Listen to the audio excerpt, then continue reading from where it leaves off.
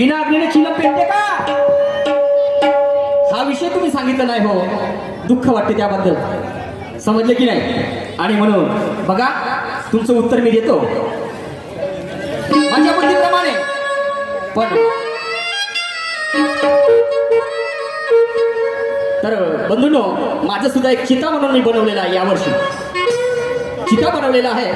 आणि प्रत्येक मनुष्याला 7 दिवसामध्ये मरण आहे. तर पहा, मेल्यानंतर त्याची जेव्हा अंत्ययात्रा निघते कशा पद्धतीने निघते हे सगळ्यांना जाणवान आहे. परंतु माझं गाणं काय म्हणते जरा लक्ष देऊन ऐका. जेथे परिमर दळवळे परम सद्गुणांचा, जेथे परिमर दळवळे तो परम सद्गुणांचा, आणि इतिहास ऋणी आहे बंधूंनो अशाच सज्जनांचा. हृदय गंगारी भरले जन कल्याणाचे पावित्र, आणि परोपकाराच्या पद कमले सजले तेल चित्र. होऊ आरूढ आम्ही त्या जग जिंकणाऱ्यांच्या वाटेवर, आणि मग परवा कशाची माय बाप हो जरी चालावं लागलं काट्यावर.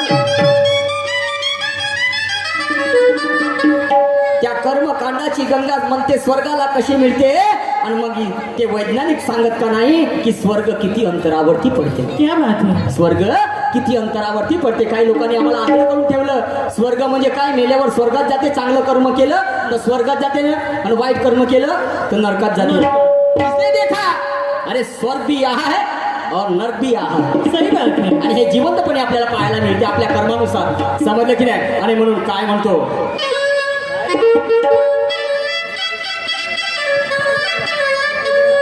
अरे मरण्याआधी चिता रचली आणि एका कुंभारानं,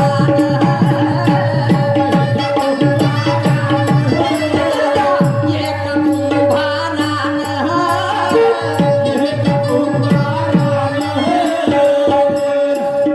अल्पिना अग्नीने चिता पेटली, आणि ठेवा तुम्ही ध्यान या धीरे धीरे होत.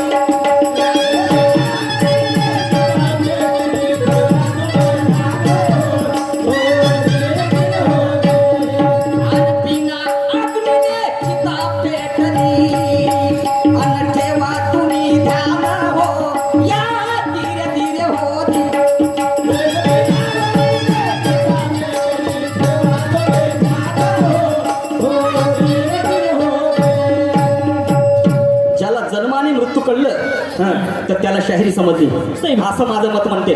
समजलं की नाही? हा, मरण्याआधी चिता रचली एका कुंभारानं. बापा मरण्या अगोदर, मरण्याच्या पहिले शरण म्हणतो की नाही? हा, असं होते का? पण तो कुंभार कोण की ज्यानं मरण्याच्या अगोदर चिता रचली एका कुंभारानं, आणि बिना अग्नीने चिता पेटवली, ठेवा तुम्ही ध्यानात. तुम्ही तो अग्नीचा विषय लिहिले नाही, सांगितले नाही, आणि म्हणून त्या गोष्टीचं दुःख वाटलं, आणि म्हणून ही गाणं मी निवडलं. नाही तर आध्यात्मिक दुसरं गाणं सादर करणार होतो मी. बिना अग्नीने चिलम पेटेल कधी? मग तो चिलमच कशी पेटली का? तर चिलम कसा ओळण? तो धुवाच नाही निघत, चिलम ओळण का? त्याच्या पिण्याला किंमत राहील का? हा, बोले तसा चालेल त्याची वंदावे. हा, शब्दाची पकड आहे, शब्दाची शेचाळ आहे. ऐका पुढे काय म्हणतो.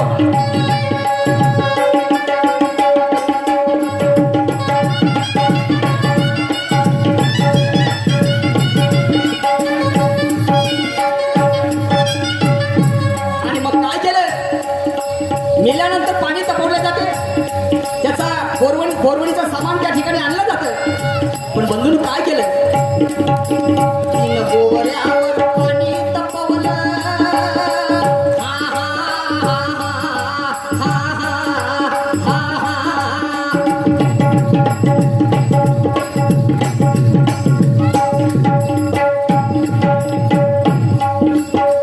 गोवऱ्यावर पाणी तपवलं, पाणी नव्हतं त्यात हो, पाणी नव्हतं त्यात हो, बिना आधाराने रेख चालली नव्हती कोणाची साथ.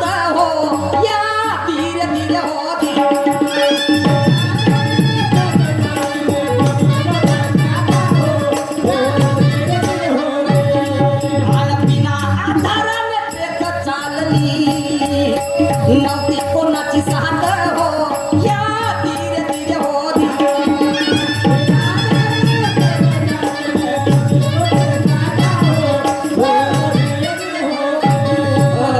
शाहीर साहेब 3 गोवऱ्यावर पाणी तपवलं. माणूस जेव्हा मृत्युमुखी पडते गरम पाण्याची आंघोळ करते 3च गोवरे असतात का जी? नाही नाही नाही नाही. हा? पण 3 गोवऱ्यावर पाणी तपवलं असं आणि आजही तपवून राहिले. हो का? तो कुंभार कोण?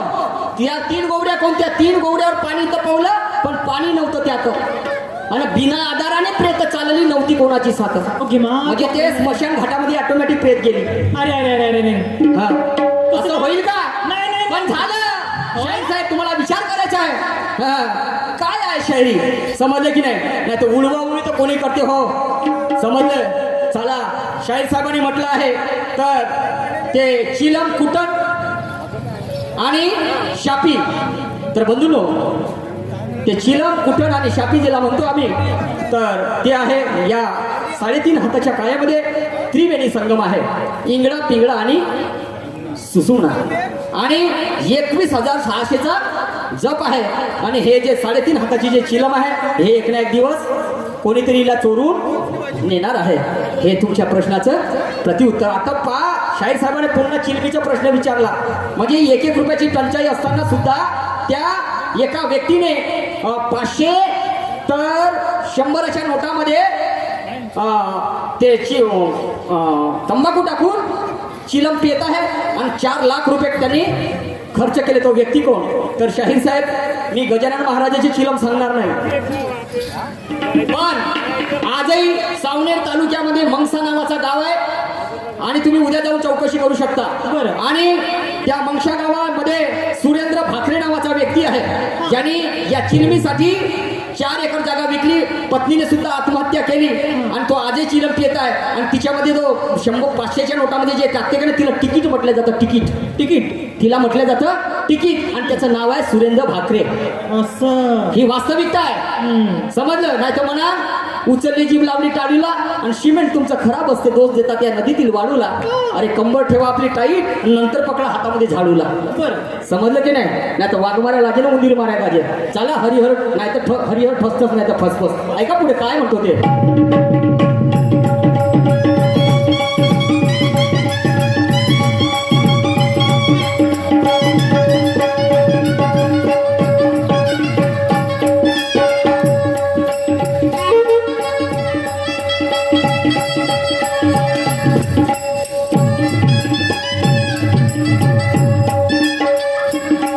अरे चित्ता पेटल्यावर गणगोत्र आले.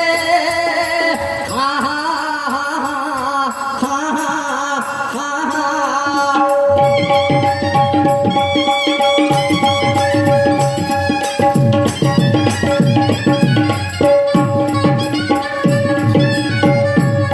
अरे चित्ता पेटल्यावर गणगोत्र आले असून त्यांच्या डोळ्या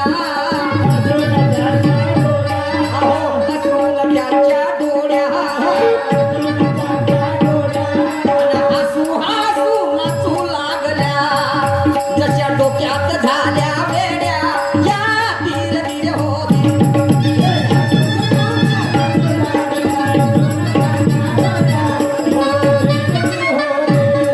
अरे हसू सगळे नाचू लागल्या जशा डोक्यात झाल्या वेड्या या धीरे धीरे होती.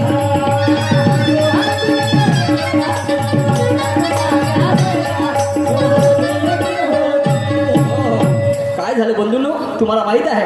हा ते प्रेत ऑटोमॅटिक त्या स्मशान घाटामध्ये गेली. हा आणि मग ते संपूर्ण चिता जळली आणि नंतर गणगोत्र आले. असं होईल का? झालं काय कधी? पण म्हणते आहे अध्यात्म म्हणते आहे हा चिता पेटल्यावर गणगोत्र आले आणि कोणी त्यांच्या परिवारातला एखादी माणूस मरण पावला हा तर त्या तो कसा आहे सो मायबापासाठी पोरग नंग असेल तरी तो चांगलाच दिसते. मायबापाची आशा असते की आज नाही रे माझं बिघडलेलं पोरग उद्या ना उद्या केव्हा तरी याच्यामध्ये परिवर्तन होईल बदल होईल नाही काय. आणि म्हणून चिता पेटल्यावर गणगोत्र आले. प्रत्येकाच्या डोळ्यात अश्रूच्या धारा लागतात. नाही 50 लोक असले मंडळी येणारी प्रेत यात्रेला तर 25 लोकांच्या डोळ्यातून अश्रूच्या धारा वाहतात. बरोबर आहे. परंतु या चितेमध्ये कसं झालं? चिता पेटल्यावर गणगोत्र आले अश्रूनं त्याच्या डोळ्या आणि हसू नाचू लागल्या जशा डोक्यात झाल्या वेड्या. पागल झाले असते. शाहीर साहेब, माझ्या गाण्याचं रहस्य ओळखायचं आहे तुम्हाला. काय म्हणतो ऐका शेवटच्या काळामध्ये.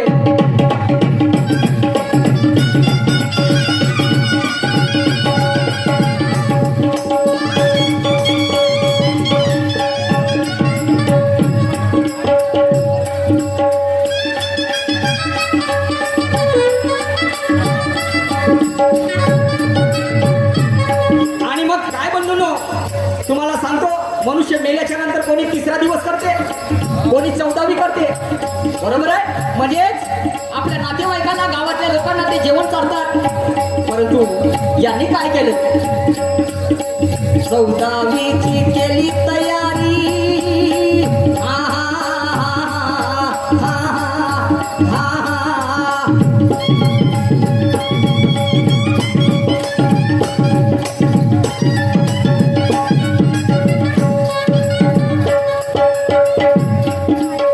चौदावीची केली तयारी, नाही निमंत्रण कोणा, नाही निमंत्रण कोणा.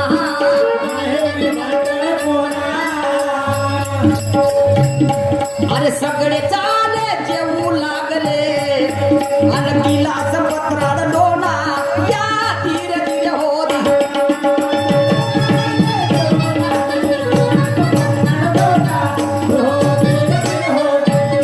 अरे सगळे चाले जेवू लागले, अहो गिलास पत्राड लोणा, या धीरे धीरे होत.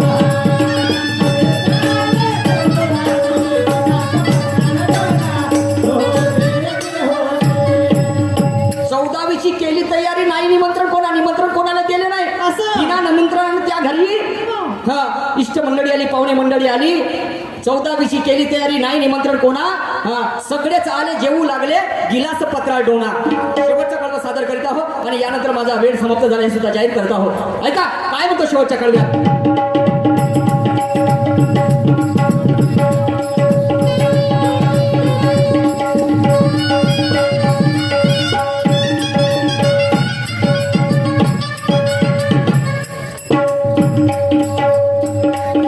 मानव प्राणी मेल्यावरती, हा, हा, हा, हा,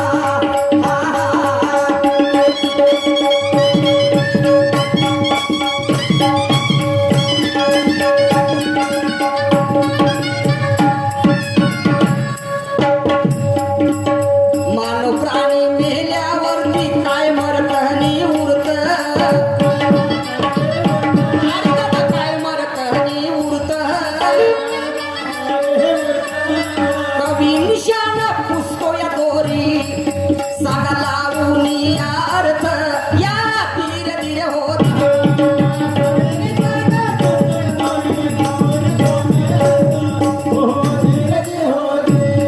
अरे कवी निशान पुसतो या दोरी, सांगा लावून अर्थ, या धीरे धीरे होत.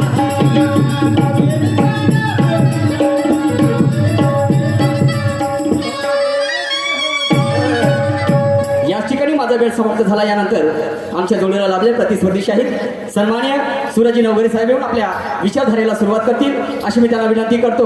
मानव प्राणी मेल्यावरती काय मरतं आणि काय उरतं, काय मरते नेमकं, त्यामधलं काय उरते, शाहीर साहेब डोकं लावायचं आहे. इथेच थांबतो आणि प्रचारण करतो. या सन्मान्य शाहीर आणि होऊ द्या धडाकेबाज, पाहिलं जाईल. हा आमची मोठी ताई अनुमनी विशालजी किशोरजी जागडे साहेब यांच्याकडे 200 रुपये आलेले त्या विचारधारेवर पार्टी अत्यंत ऋणी आहे, धन्यवाद. त्याचप्रमाणे आमच्या आदर्श प्रदीपजी कुंभारे साहेब यांच्याकडे 1001 रुपयाचा पारितोषिक या विचारधारेवरती आलेला आहे, मंडळ अत्यंत ऋणी आहे. त्याचप्रमाणे अनिलजी मोहाडीकर यांच्याकडे सुद्धा 1000 रुपयाचं पारितोषिक आलेलं आहे, मंडळ अत्यंत ऋणी आहे, धन्यवाद. सन्माननीय काशीनाथजी लांजेवार साहेब यांच्याकडे सुद्धा 50 रुपयाचं दान आलेलं आहे, मंडळ अत्यंत ऋणी आहे, धन्यवाद. पिंटूजी दुर्वे साहेब यांच्याकडे 500 रुपयाचं पारितोषिक आलेलं आहे, मंडळ अत्यंत ऋणी आहे.